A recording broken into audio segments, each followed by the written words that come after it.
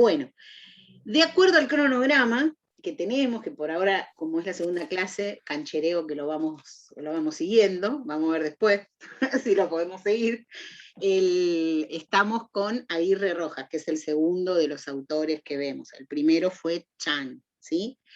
Habíamos quedado, o ustedes tenían, una guía de preguntas que les podía servir para la lectura de Chan, para ver si lo estaban entendiendo, porque más bien la primera clase, más que ver el texto, lo que hicimos fue charlar sobre las condiciones de la cursada y demás, y tenían el texto para leer con unos videos del autor, y después otro video que también nos había pasado una compañera de la clase, que también era una entrevista a Chan. Entonces, bueno, la idea era poder ver esos videos, leer el texto y tratar de responder las preguntas, que era el cuestionario de 10 preguntas que estaban basadas en el prólogo, capítulo 1 y 2 de Chan, ¿sí? Esto por un lado. En vez de verlo hoy a esto, vamos a ver estas respuestas, las dificultades que han tenido, que han puesto en cada una, ver un poco en forma colectiva esas respuestas, no es que me la tienen que enviar, pero bueno, para que vayan teniendo también cuál es la respuesta acertada a eso, y ver si, bueno, de alguna manera ustedes pudieron ir siguiéndole la línea de lo importante de Chan. Y hoy el texto es Crítica del concepto de globalización, del autor Aguirre Rojas. Ahí Marina dice que no podía entrar, no se preocupen que recién empezamos y se está grabando. Y entonces, vamos a ver este texto, cuestión de que nos dé tiempo de verlos tranquilos a este texto en particular, poder contarles cuál es la consigna de este texto, que va a ser una consigna al final para que lo podamos hablar la clase que viene. Y bueno, eso sería la clase de hoy. La clase que viene, el texto es de Arosnik, ¿sí? Y yo tengo la explicación de Arosnik grabada en video, entonces a la clase de hoy yo ya se la subí al campus, tienen una explicación de quién es Aguirre Rojas, un video del autor y el texto para leer, pero yo les voy a explicar el texto también. La clase que viene nos vamos a conectar para trabajar sobre las consignas de Aguirre Rojas y de Chan, y la clase en sí va a estar subida en un video, la explicación de Arosnik, ¿sí? Que es un autor simple, no tiene complejidad, y es un power de una clase, que es un video que yo ya tenía grabado, pero también les voy a subir la presentación, ¿sí? No sé si quedó claro, pero después lo vuelvo a repetir por cualquier cosa que me haya quedado medio atravesado. Bueno, ¿sí? Bien, perfecto. Si después de ver a Arosnik hay problemas, o sea, ven el video y no se entiende, la siguiente clase lo retomamos, ¿sí? Me escriben y lo retomamos. Pero, bueno, tiene una explicación puntual del texto en el video, no es que es un video del autor, como en estos casos, que es un video del autor, y entonces sí hay que volver de alguna manera para ver si están entendiendo el texto, ¿sí? Bueno, voy a... perfecto, me dice. Voy a sacar por las dudas la cámara para que esto fluya bien. No los voy a estar viendo demasiado porque voy a estar mirando el Power. Cualquier cosa, abren el micrófono y me preguntan, o entran al chat, creo que veo que se está moviendo la lucecita del chat y entro a ver cuál es la dificultad o qué cosa quieren preguntar, ¿sí? Bueno, como les decía, este autor está presentado, él, o sea, quién es él, qué es lo que hizo y demás, está presentado en el video, en el campus, en la página de la clase 2, ¿sí? Les voy a decir que para así podemos escuchar, queda bien la grabación, después si tienen que volver a verla, la pueden escuchar bien. Y además, hay una entrevista que se le hace a él, que también se la subimos, porque nos parece que de alguna manera representa su pensamiento, ¿eh? Que, bueno, este autor en particular y muchos autores van refiriendo a los temas en los que son especialistas, y él es especialista en esto, en poder trabajar las cuestiones la cuestión de la globalización, ¿sí? No se te cae, ¿no? Voy a tratar de mutear, porque no se está muteando, me parece, pero no sé qué tocar aquí. Ah, bueno. Pero Chicos, yo lo pongo así. no sé, ya no sé dónde tocar para mutear porque me salí del lugar. Espérenme. Voy a volver, aquí. Ahí está. Ahora sí creo que muteé. A mí me escuchan, ¿no? Ya veo que me muteé a mí mismo. Sí, profe. Sí, Bien, perfecto. Ahí estamos. Ahí estamos entonces. Vamos con todo el campo para Aguirre Rojas. Bueno, entonces, el texto trata de analizar la globalización y de alguna manera poder poner en perspectiva lo que significa para él realmente la globalización. Es un texto que está bueno, no es tan, o sea, cuando ustedes lo lean van a ver que parece complejo, porque mete muchas palabras, pero en realidad a lo que quiere llegar es simple, entonces tienen que leerlos tranquilos, nada más, sentarse a leer tranquilas y tranquilos el texto, y tratar de ver en cada párrafo qué me quiere decir, ¿sí? Así es donde, como se entiende rápido, Aguirre Rojas. Bueno, ¿qué nos plantea el autor? Por un lado, él nos empieza a comentar que en el último tiempo, el término o la idea de la globalización está de moda. Entonces, como que en todos los aspectos de la ciencia, o de cualquier rama, o de lo que hablemos, siempre va a estar como aceptada la palabra globalización. Fíjense que cuando él inicia el texto pone una pequeña frase de Wallenstein que dice: creo que el término de globalización es en gran parte solo un eslogan y una mistificación y no una realidad nueva. Porque plantea que esto que sucede o lo que sucede con la globalización se viene realizando desde hace bastante tiempo o se intenta realizar desde hace tiempo. Entonces, aparece en este último tiempo la globalización como algo que es incuestionable, como que con cualquier persona que hablas, si lo ves en los medios o si charlas con amigos o con la familia, todos van a aceptar que estamos en un mundo globalizado, como que es una verdad que no se cuestiona y que es una realidad que ha sucedido en el último tiempo. Eso es lo que en general se presenta en estas charlas, en nuestra vida cotidiana. Y entonces, él plantea, en ese sentido, plantea que este término se impuso más allá del ámbito académico y se convirtió en una categoría habitual del sentido común, como les decía recién. Y que se utiliza en el lenguaje cotidiano de las personas o de la gente común, y también en todos los medios de comunicación masiva, ¿no? La palabra globalización siempre está presente. Y de esa manera, lo que se difunde es una amplitud muy grande, extraordinaria, dice él,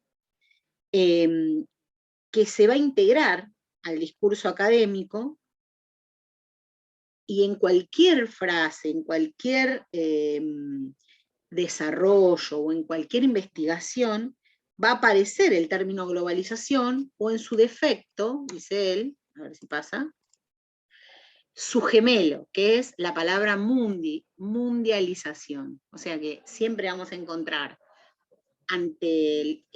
cuando estudiemos los sistemas económicos, cuando estudiemos los procesos sociales, cuando estudiemos infinidad de temas, y también cuando hablemos en nuestra cotidianidad, es muy común encontrar o hablar de la globalización, o en su defecto de la mundialización, que él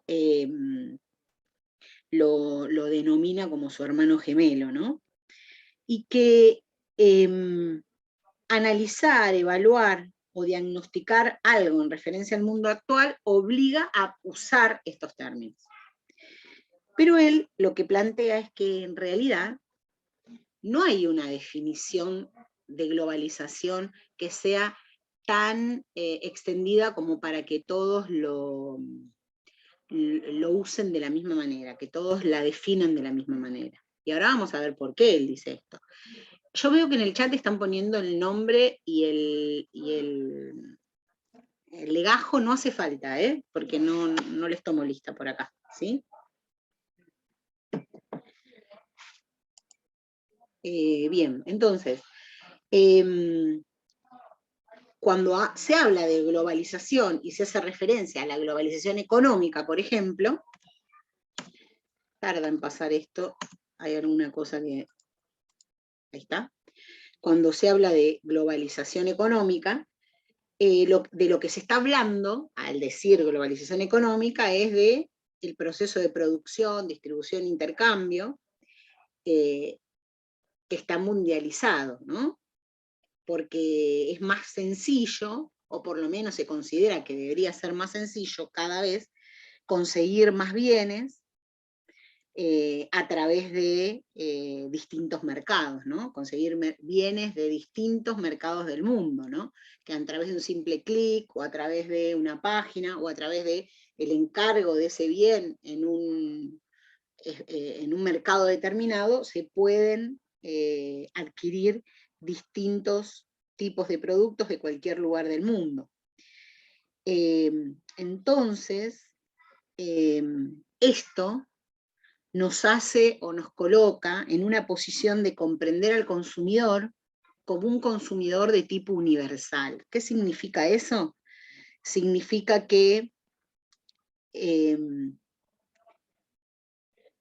va incorporando cada vez más a su hábitat local, a su hábitat inmediato, dice él, objetos y elementos de distintas partes del mundo, de distintos lugares del mapa terrestre, dice él. Entonces, ese hecho de poder, o de creer, porque a veces no es tan sencillo adquirirlo, pero el hecho de que es posible y que además es razonable y es deseable poder adquirir bienes de cualquier lugar del mundo, convierte al consumidor en un consumidor universal y universalizado. Eso no solo significa que adquiere bienes de otro lado, sino que también va cambiando su forma de consumir, porque ya la forma de consumo no respeta las características locales, sino que se amplía a características de otros espacios, ¿no? De otros hábitats. ¿Sí? Profe, Sí.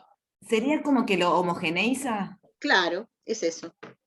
Eso es, universalizado es eso. Cada vez hay menos diferencia en los patrones de consumo, ¿sí? Y eso se logra con esta, por lo menos lo que dice el autor, y lo que sostienen muchos, se va logrando con esta realidad de consumidor universal, que se impone, pero que además es bien aceptada, ¿sí? Después se va a volver a referir a algunas cosas de estas. Bien, entonces,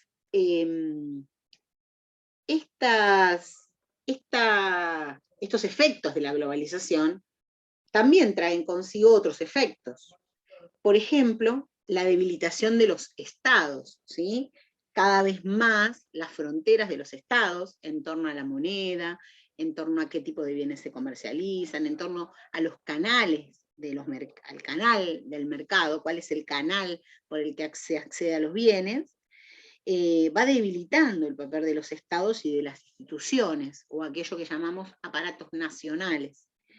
Y eso va en beneficio, dice el autor, de que van ganando mayor poder los organismos multinacionales o los organismos internacionales, y que en realidad, de alguna manera, se va siguiendo aquellas indicaciones que los organismos internacionales otorgaban o sugerían a los países en desarrollo, que era abrirse al mundo, ¿no? O sea, uno puede abrirse al mundo vendiendo producción y adquiriendo productos, pero de hecho, y es algo que el autor plantea, hace mucho tiempo podemos adquirir productos de diversos lugares del mundo, con mayor o menor dificultad, pero accedemos a comprarlos. Entonces, esto de hacerse amigo del mundo en términos comerciales de alguna manera por el consumidor se está dando, ¿sí? Y los estados cada vez menos pueden regular esos intercambios. Otra vez, voy a un minutito, que voy a mutear.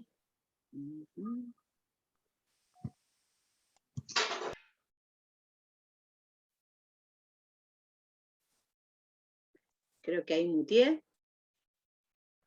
¿Me escuchan a mí, no? Sí, profe. Bien. Sí, profe. Sí. Volví al inicio, vuelvo abajo. Ahí está. Bueno, entonces, esta manera de interpretar cómo nos abrimos al mundo nos colocó en una posición de que ya estamos abiertos al mundo por el consumo de distintos bienes y de distintas culturas, ¿no? No solo porque pudiéramos comercializar productos al exterior, sino que, o porque las empresas se conectaran con el exterior, o Argentina tuviera distintos negocios con el mundo, sino que también de uno a uno, de persona a persona, de consumidor en consumidor, también hay una apertura al mundo que es parte de este proceso de globalización y mundialización. Bien, entonces hay que tener presente que esta supuesta globalización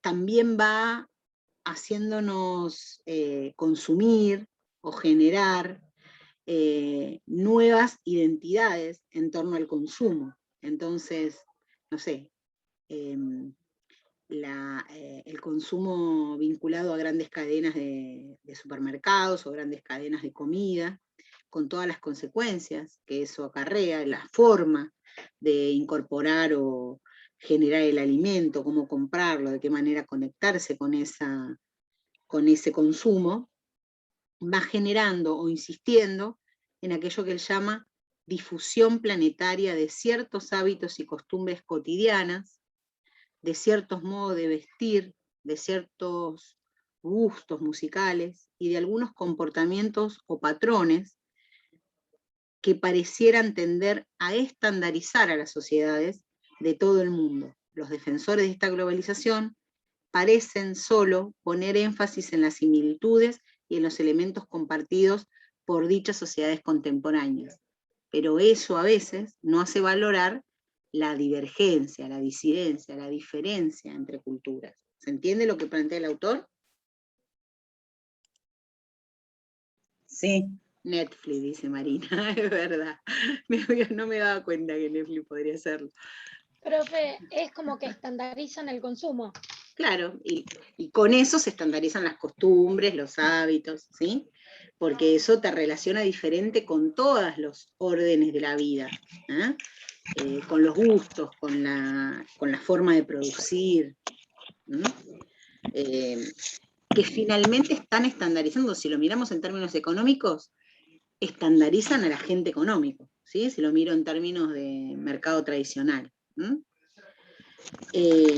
Entonces, el autor plantea que a la vez que se recalca o se menciona que hay una información y noticia prácticamente instantánea, algo que consideramos bueno, ¿no? Uno se entera de las cosas rápidamente, y eso es algo positivo de la globalización. Lo que se retiró de la discusión es cómo es el proceso de sus impactos culturales en el mundo. Porque al mismo tiempo se universaliza otras cosas, como el idioma, como la cultura. Entonces, encontramos que diversos idiomas tienen mayor preponderancia en el mundo que otros, tienen mayor valor conocer esos idiomas que otros, pero Aguirre Rojas dice, esto no es nuevo, siempre se nos dijo, si sabes inglés, tenés la mayoría, o sea, vas a tener muchas posibilidades. Y posiblemente sea cierto, ¿sí? Sea cierto porque impera o se pone sobre los demás idiomas, considerado como un idioma útil y casi universal, ¿no? busca en realidad ser el idioma universal, ¿no? El que se hable en todos lados. Porque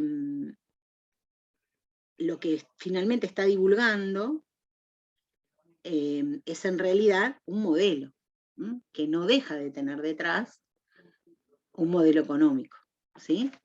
En varios lugares, no en este texto, pero en varios lugares él dice no seamos ingenuos, detrás de toda esa divulgación de la cultura urbana, de los patrones específicos o identidades culturales de ciertas civilizaciones, bueno, detrás de eso hay un negocio económico, ¿sí? Entonces esas identidades culturales o patrones van a reproducirse y adaptarse en los diferentes rincones del mundo para generar cada vez más vinculaciones entre esas personas, entre esas sociedades.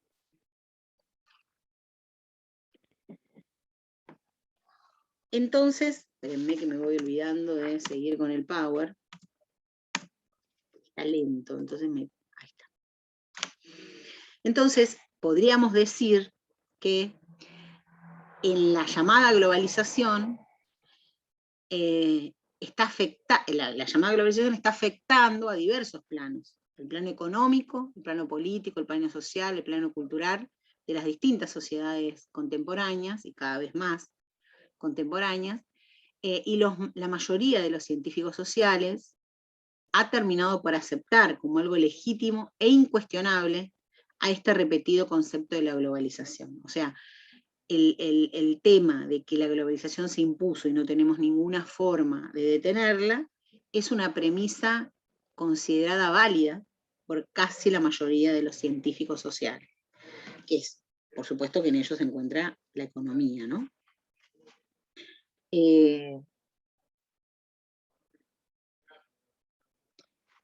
Y acá lo que nos dice Aguirre Rojas es que lo raro es que el término globalización, como les decía inicialmente, no tiene una definición precisa.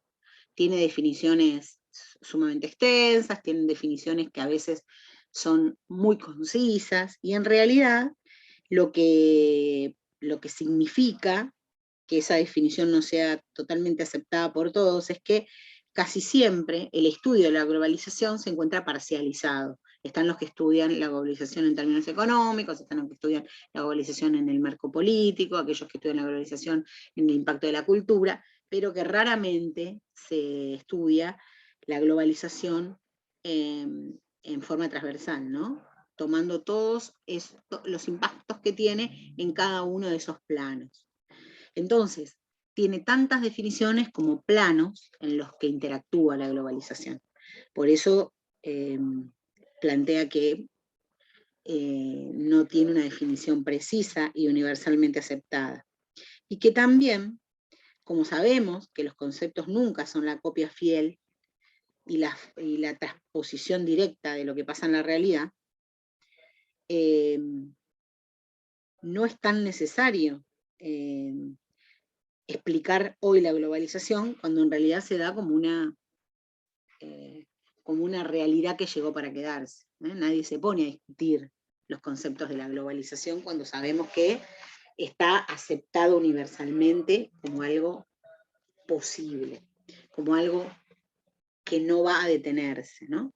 Y aceptado. Entonces, este concepto, que además no tiene hasta el día de hoy una definición única, rigurosa y precisa, que sea estructurada conceptualmente y fundamentada de manera lógica y bien argumentada, parecería en cambio obtener su supuesta legitimidad científica, de un lado, de su evidente y casi voluntaria ambigüedad, y de otra parte, por el simple hecho de que las evidencias empíricas de la realidad lo respaldan.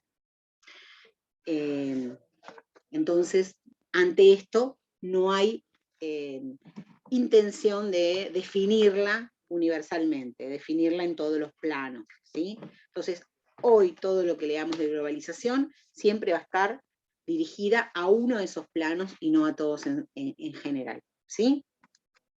Bien. Ahora, el autor se pregunta, esto que vimos, que los estados están como dibujados, o que sus fronteras están como dibujadas, como que sus fronteras no están claras, y esto está vinculado a la globalización. Bueno, ¿qué tan reales fueron históricamente esa autonomía y la fuerza y el papel de los estados nacionales entre naciones? Y él dice, como el capital nunca tuvo patria, nunca, y que la invención moderna del Estado-Nación solo iba a tener fin, acotar los determinados espacios para constituir mercados nacionales,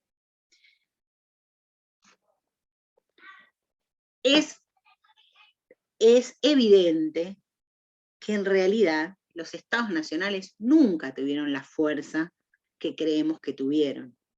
Siempre han sido débiles ante el mercado, ¿no? Ante los flujos internacionales o los flujos comerciales internacionales, ¿no? Porque no es una novedad que los estados son débiles, y no es una novedad que los centros de poder y de decisión globales no están en los estados, ¿sí? Chicas y chicos ahí están poniendo el nombre y el legajo, no hace falta. Y ahí él, entonces, en el capítulo, en la parte que habla de los contenidos viejos y seculares de la globalización, a esto se refiere, ¿no? A empezar a pensar, bueno, ¿qué está pasando con que creemos que ahora los estados de alguna manera se ven atrapados a conciliar con ciertos organismos internacionales o con otros estados, y pensamos que antes no era así? Entonces el autor hace un recorrido de que en realidad esto ha pasado en mayor o menor medida siempre, porque lo que sucede es que es el capital el que mueve el flujo económico de los negocios, ¿no? Y este, como introduce la frase, no tiene patria. Entonces, la globalización no es una etapa nueva del capitalismo, ni sus rasgos constitutivos implicarían un nuevo esfuerzo para teorizar, porque en realidad las tendencias afirman que los principales procesos del capitalismo moderno van a ser lo que ha sucedido siempre, ¿no? Esta cada vez apertura mayor a estos mercados internacionales, o a ese capital internacional. Sin embargo, sigue siendo cierto que los propios medios de comunicación masiva quieren o buscan sostener una legitimidad científica y reconocer que la globalización, o que lo que va pasando con las etapas del capitalismo son consecuencia de la globalización imperante, ¿no?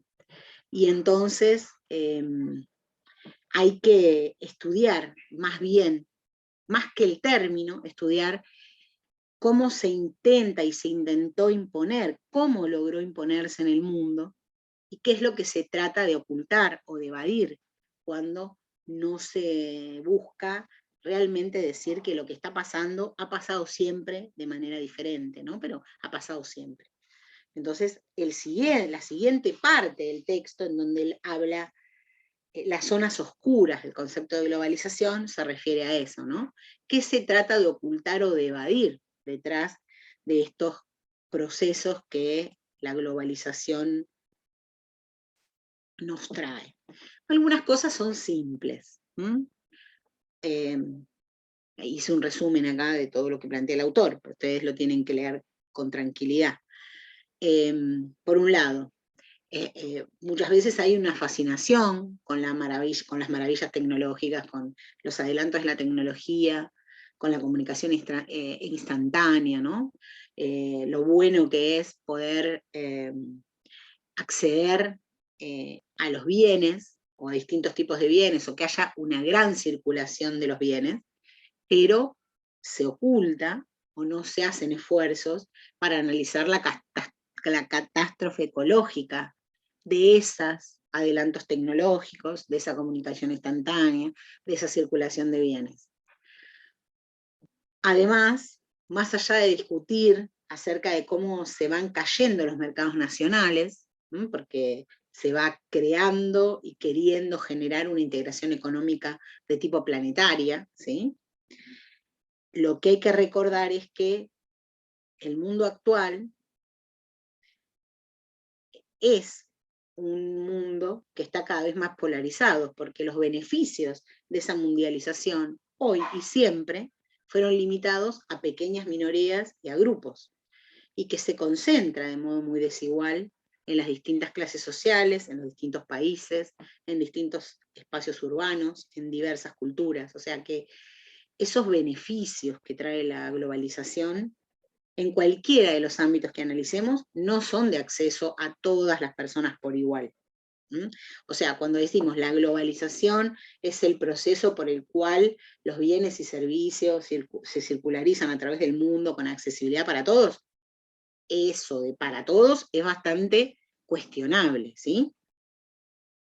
Por otro lado, el acceso a la cultura global está bueno porque se pueden conocer diversos hábitos, culturas y tradiciones de otras sociedades, pero logra o genera muchas veces la pérdida de la cultura y de la identidad local y se va integrando o se subordina de forma progresiva dentro de una única y homogeneizante cultura global.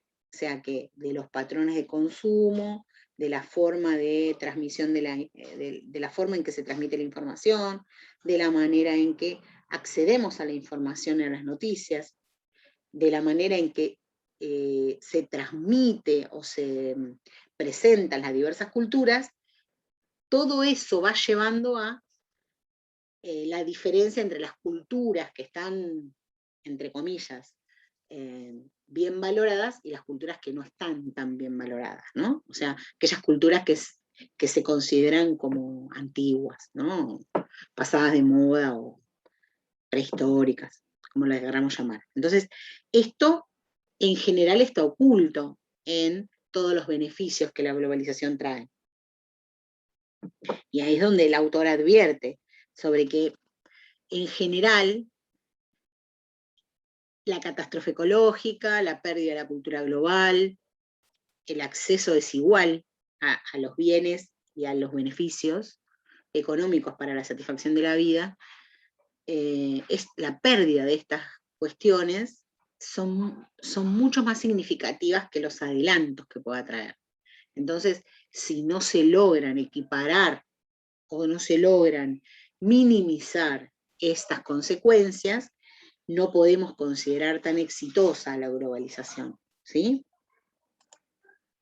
Entonces, plantea que, en vez de cantar las glorias de esa imposible cultura única y global, se pueden registrar las crisis profundas de las instituciones y aparatos culturales, que abarca tanto a la familia y a la escuela como los medios de comunicación masiva, y que, entre tantas otras formas, se expresa también como crisis del entero sistema de los saberes humanos. O sea que en realidad se pone en crisis las diferentes formas de vincularse entre los integrantes de una sociedad, ¿no? La forma en que producen, si lo pienso desde el punto de vista económico, puedo decir la forma en que se produce, se consume y se distribuyen los bienes, o la forma en que se accede o se producen los servicios, incluso también la forma en que se desarrolla la cultura de un lugar, se va perdiendo.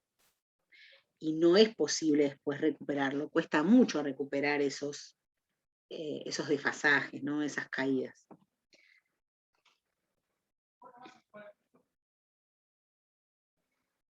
Entonces, si incorporamos en nuestro análisis todas esas dimensiones y realidades que traen una crisis civilizatoria, que se la podemos achacar, digamos, al capitalismo, en general se hace imposible solamente contar esas bondades de la globalización. O sea, y se hace imposible también decir qué ha hecho la globalización para minimizarlas. En general, nada.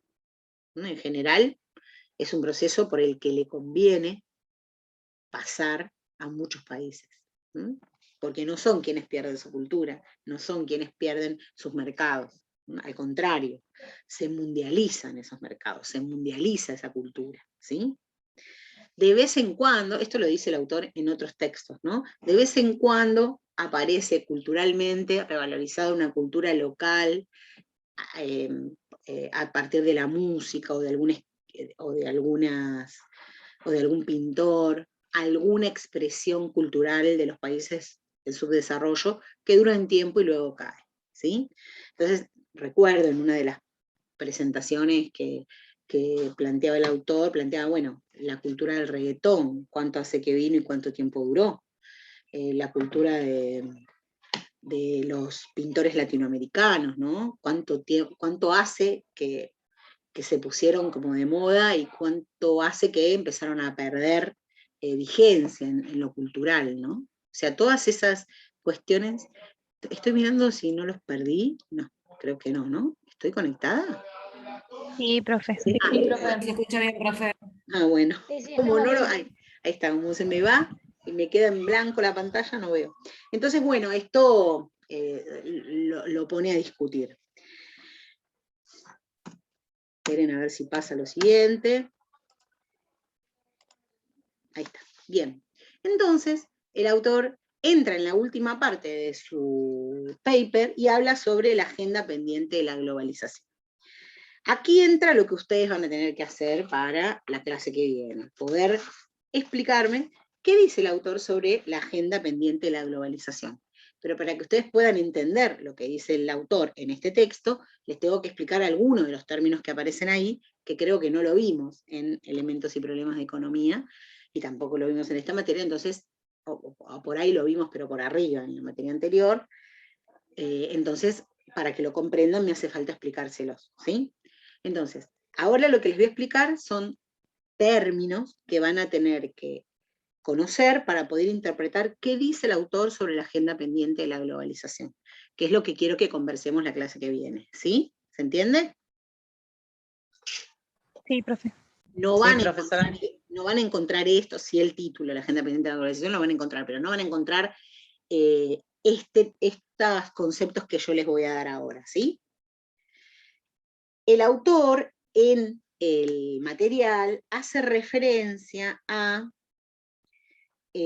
los ciclos económicos, ¿sí? Y va a hablar puntualmente de un ciclo que se llama ciclo Kondratiev, ¿sí? Ciclo Kondratiev. Lo van a ver ahora en un cachito, se los voy a explicar. No me lo escriben ahí porque es ruso, no es fácil de escribir. Pero bueno, eso se los quisiera explicar. Primero les quiero explicar lo que significa un ciclo económico, ¿sí?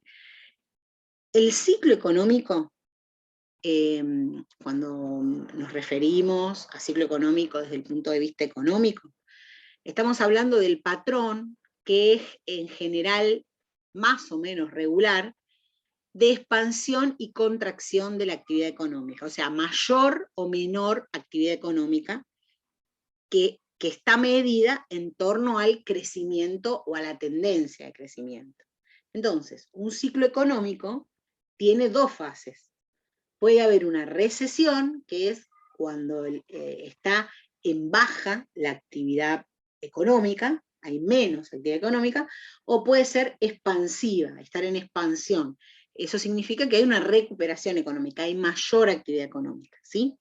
Y hay dos puntos que le llamamos de inflexión. ¿Qué significa? Que cuando llegan a ese punto cambia de expansión a contracción, o de contracción a expansión, ¿sí? La cima y el valle, le decimos. Acá viene el gráfico, porque solo lo entendimos ahí, ¿sí? Fíjense, cuando tengo, ¿ven mi cursor, lo ven? ¿La flechita se ve? Sí, profe, se ve. Sí, profesora. Fíjense, cada vez, esto es un ciclo, representa un ciclo, ¿sí? El dibujito esto representa un ciclo. Abajo estoy hablando del tiempo, y la línea va a representar lo que es la producción. Entonces, Cuando el dibujo va hacia arriba, estoy en un periodo en expansión. Quiere decir que hay mayor cantidad de actividad económica, mayor producción, ¿ven? Hay mayor producción. Acá, no sé qué número dará esto, pero supónganse que acá sea un 10 y acá sea un 15, ¿sí? O sea, la capacidad de producción pasó de 10 a 15, aumentó, ¿sí? Llega a una cima. En la cima, cuando llega al punto máximo, lo que va a pasar es que va a venir un proceso que le llamamos recesión, es cuando la actividad productiva cae, ¿sí? Hasta que llega a este otro punto, al que le llamamos valle. ¿Por qué le llamamos valle? Porque es el lugar a donde cayó más bajo, pero empieza a recuperar. Y otra vez el ciclo es expansivo, ¿sí? En general, los ciclos económicos cumplen siempre este formato. Hay una expansión, inmediatamente después de la expansión, en algún momento se viene una recesión, ¿sí? Cuando estás dentro del ciclo económico y no sabes muy bien en qué momento estamos en la cima, ¿sí? Salvo que estudies los indicadores económicos, y ahí, bueno, hay distintas predicciones. ¿Se entiende lo del ciclo? Sí. Bien. Sí, profesora. ¿Cómo se mide eso? A través del PBI, o sea, a través del Producto Interno Bruto. No nos vamos a detener ahora en eso, pero para que ustedes sepan que no es por un capricho de que cuando estamos en expansión y cuando estamos en recesión, sino que hay una instancia de medición. Bien. El autor habla de Kondratiev. ¿Vieron? Acá abajo está escrito, ¿sí? A ver, acá. ¿Sí? Que en realidad él determinó que en las economías existen ciclos muy largos y ciclos cortos. Él descubrió los ciclos largos, llamados ciclos de ondas largas, que tienen una duración promedio de 50 o 60 años. Fíjense, quiere decir que este ciclo, ¿no?, desde la expansión hasta llegar a la recesión, tarda 50 o 60 años. A eso se refiere. Este, por ejemplo, es un ciclo largo, y este es un ciclo corto, ¿ven? Porque el tiempo en el que se expandió y entró en recesión es menor que este, fíjense. El tiempo acá, si lo mido en la línea de abajo, entre este y este, entre los dos valles, hubo mucho más tiempo que en este, ¿sí? Fíjense que es mucho más largo el tiempo en el que el ciclo empezó y terminó. ¿Se entiende? Este autor... Esa profesora en la expansión. ¿Cómo? Siempre empieza el ciclo en la expansión. Y cuando estás en cero, todo es para subir. Es como cuando estoy en la nada, todo lo que obtenga va a ser mayor. Pero bueno, una vez que la actividad económica se pone en marcha, bueno, ya la actividad económica se mide por sí misma, ¿sí? Por eso siempre empieza con una expansión, porque empieza de la nada, ¿no? ¿Sí? Bien. Entonces, este ciclo de este ruso, de nuestro amigo ruso, fue introducido, lo estudió durante la era comunista rusa, ¿sí? Y él lo que se daba cuenta, donde lo estudiaba en particular, eran los productos agrícolas y en el precio del cobre, que tenían ciclos económicos a largo plazo. O sea que él creía que esos ciclos económicos que le permitían a esos mercados estar tanto tiempo en expansión, o estar tanto tiempo vigentes, era porque había o eran el resultado de la introducción de innovación tecnológica, ¿sí? O sea que ¿por qué un ciclo tiene una onda larga o tiene una onda corta? Bueno, una de las causas es la innovación tecnológica, ¿no? Que nos permite mayor producción, que nos permite la mejoría de los costos, etc. Entonces, Kondratiev introdujo este concepto de la teoría de onda larga, lo hizo en 1920, 1925 más o menos, y Schumpeter luego siguió con este concepto de los ciclos, lo estudió con mucha fortaleza Schumpeter. Entonces, desde esta teoría se percibe que que las olas de onda larga duran entre 40 y 60 años, y que cada ciclo demuestra intervalos alternativos de tasa de crecimiento altas y bajas, ¿sí? Por ejemplo, la primera onda se produce durante la invención de la máquina a vapor, que era la primera revolución industrial, ¿sí? Fíjense, la introducción de una nueva tecnología, ¿sí? Eso, Vanessa, en términos económicos se llama desarrollo de las fuerzas productivas, cuando la innovación da un crecimiento dentro del mercado, producto del Claro. desarrollo de todas las nuevas economías y demás. Claro, y eso es lo que, todo eso es lo que aportó Schumpeter a esta teoría. Viste que le dio este nombre que vos estás dando, por eso es un aporte muy importante, porque lo bajó a tierra, digamos, ¿no? Hablando de la tecnología. En el marco de la secuencia económica, nosotros tenemos, si estudiamos la economía del mundo, podemos ver que el primer ciclo de onda larga fue entre 1780 y 1830, con la invención de la máquina a vapor. Miren el tiempo que tuvo el ciclo. El segundo ciclo fue de 1830 a 1880. Esto lo estoy mirando, porque no me lo recordaría. Que fue cuando se introdujo el acero, ¿sí? Sí me acuerdo qué fue la introducción, pero no los años. Y no es nuestra principal interés ahora. El tercer, cuarto y quinto ciclo duraron hasta 1880, como les decía, desde 1880 hasta 2005. Y algunos creen que el sexto ciclo comenzó en el 2005 y ahora no sabemos en qué momento estamos, ¿sí? Porque tienen que estudiarlo a nivel de la economía mundial.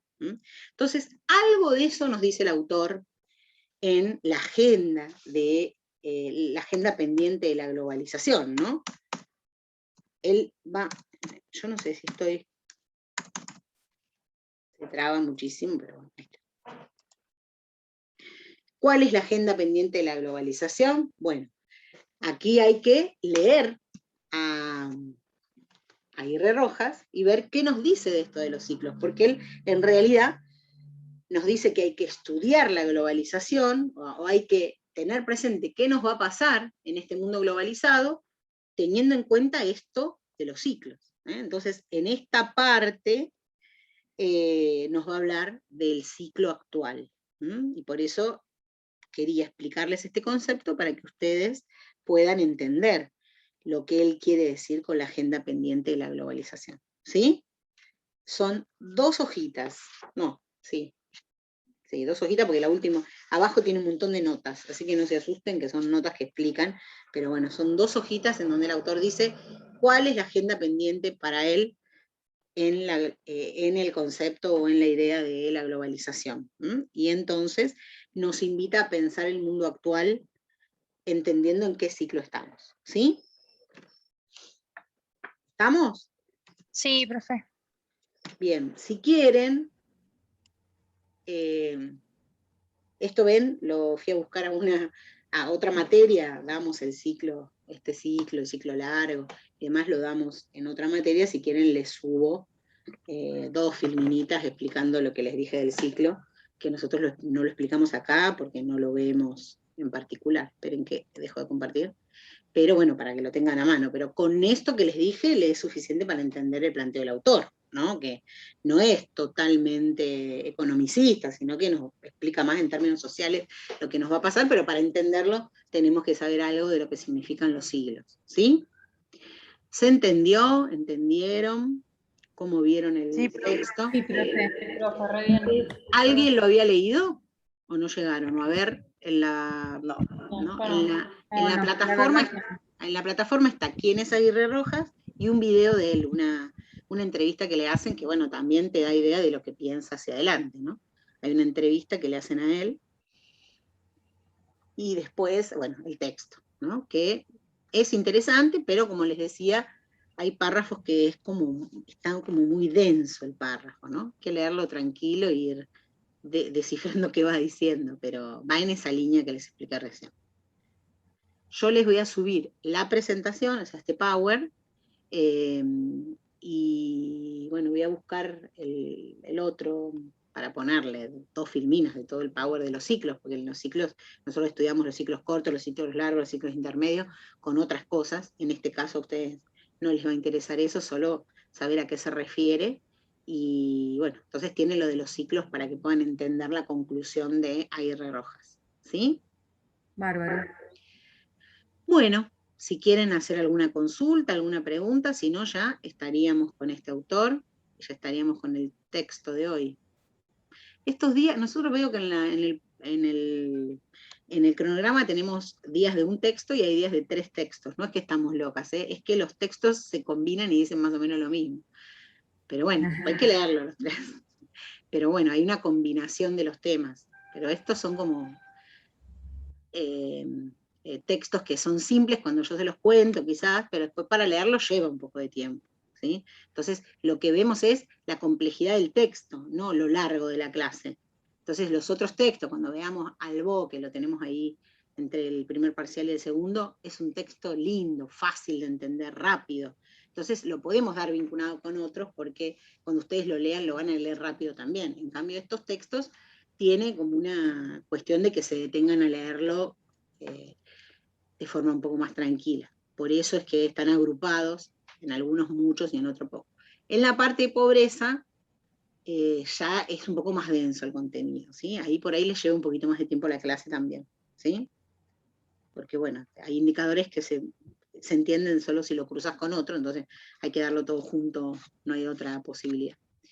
Bueno, si tienen alguna pregunta, algo, acá dice algo alguien, espérenme que resultó muy interesante el texto porque solemos hablar de globalización sin tomar esta dimensión de análisis. Sí, Pilar, es así.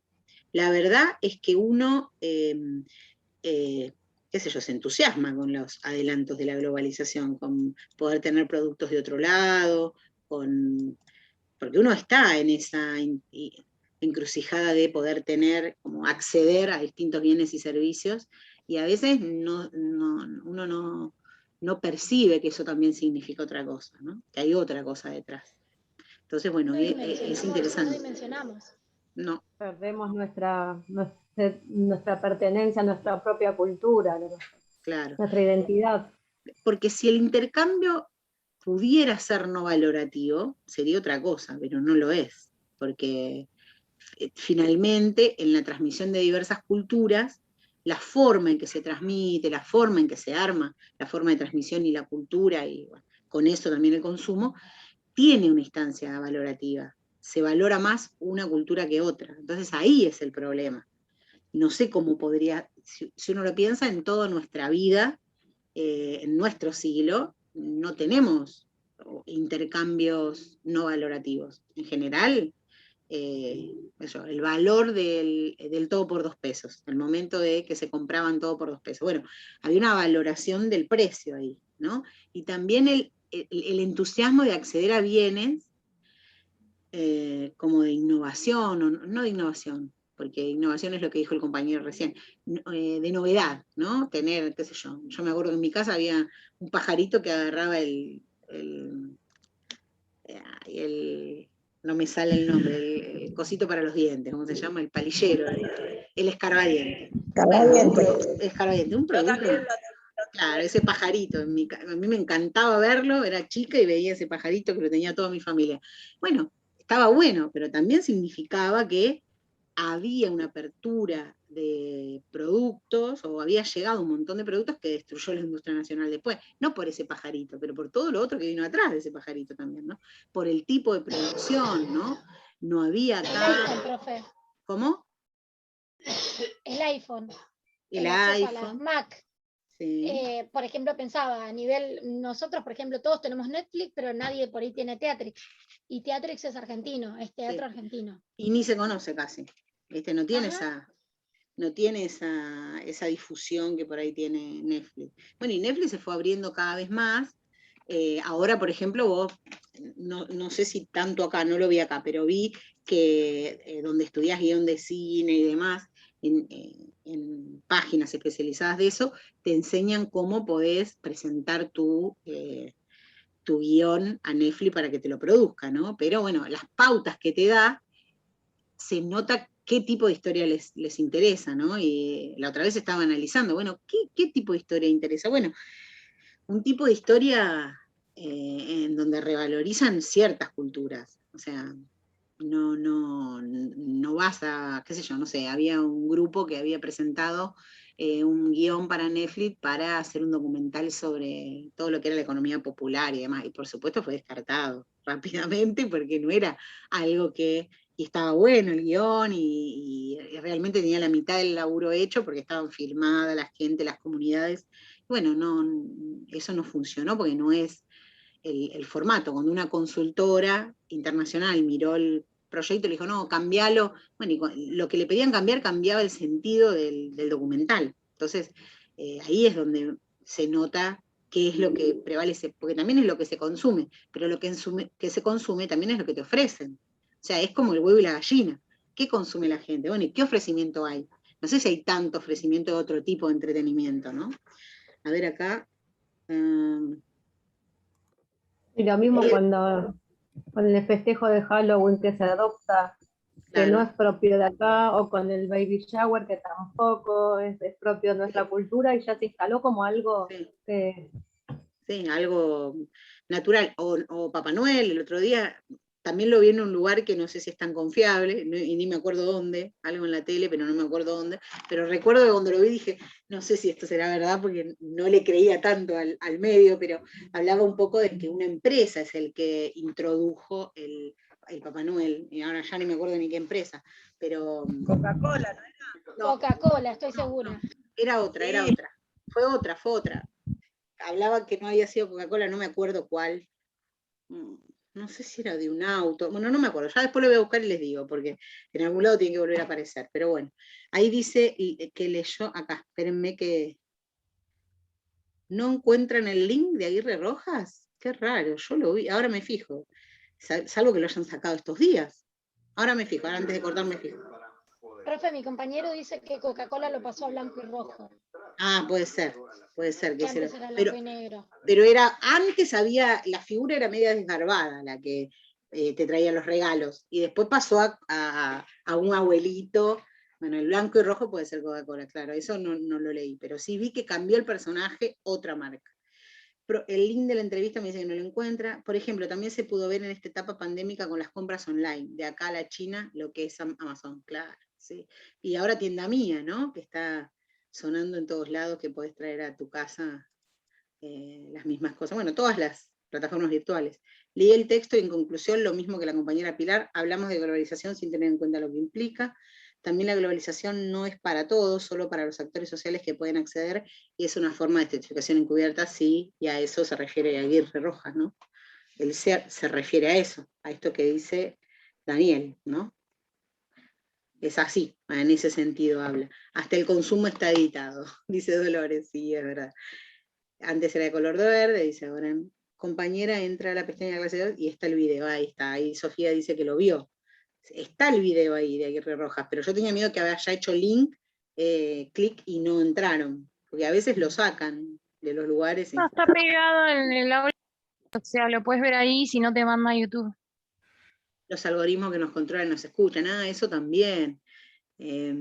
Acá en mi casa, mi marido es ingeniero en sistemas, entonces da clases en un colegio técnico y siempre habla sobre los algoritmos y cómo los celulares transmiten aunque estén apagados y demás. Entonces hacen la prueba de hablar de determinadas cosas con los teléfonos y después te aparecen publicidades. Nadie lo cree hasta que lo empezás a hacer y pasa. Entonces, yo siempre pensaba que era porque alguna vez buscaste algo, pero no, también tiene que ver algo con ese sistema de transmisión, ¿no? El dilema de las redes no tiene desperdicio, dice Marina. Ahí lo vio Silvia. Bueno, entonces a leer Aguirre Rojas, que no es tan interesante como la conversación que nosotros tenemos, pero te va introduciendo en esa perspectiva. Y él se dedica a esto, así que donde vean que él habla de los mismos temas, la entrevista muestra claro su pensamiento y te hace entender más. Pero es preferible ver la entrevista primero, luego leer el texto y luego ver si pueden concluir cuál es la agenda que él dice que está pendiente. ¿Sí? Bueno, entonces ya quedamos libres el día martes. Libre para cocinar. ¿Qué? ¿Cómo? Libre para cocinar. Libre para ir a cocinar. Puedes hacer un delivery a Estados Unidos, ya de lo que estábamos hablando. Puedes hacer un delivery a McDonald's. Y se olvidó en 2 minutos todo lo que dijo hoy. Bueno, puede cocinar otro también, o otra ahí. Matrix. Bueno, entonces el martes que viene tenemos clase y el otro es feriado. Sí. Es el día de los estudiantes y de la primavera. Así que bueno, entonces la semana que viene vemos primero el tema de Chan y segundo ver qué concluimos de Aguirre Roja. Y recuerden que la clase, o sea, antes de las 7 que nos encontramos, pueden ver el video de Arosnik. La clase, el tema va a estar grabado en un video. Lo que vamos a hacer en nuestra clase es charlar sobre estos 2 autores, ¿sí? Bueno. Sobre estas tareas pendientes. Arosnik es fácil y es lindo y es simple. Pero aún así, si después necesitamos reverlo, lo vemos, ¿sí? Bueno, Listo, profe. nos vemos el martes. Gracias. Chao, Nos vemos. hasta el martes. Gracias, nos vemos. Chao. Chao. A ver cómo dejo de grabar aquí.